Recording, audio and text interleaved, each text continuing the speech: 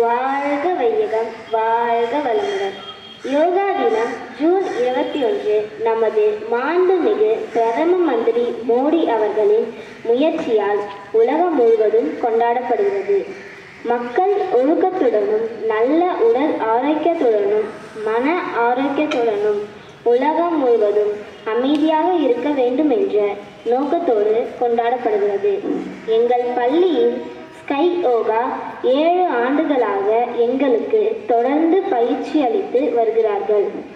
யோகா நமக்கு மன அமைதி, மகிழ்ச்சி கொடுக்கும். உடல் ஆரோக்கியமும் மேம்படும். மாணவர்கள் சிறு வயதில் யோகா கற்றுக்கொள்வது அவசியம். படிக்கும் ஆர்வம் மேம்படும். வாழ்க்கையில் நாங்கள் சிறப்பாக உயர உதவும். தொடர்ந்து யோகா கற்றுத்தரும் ஆசிரியர்களுக்கு நன்றி. வாழ்க வையகம், வாழ்க வையகம், வாழ்க வளமுடன்.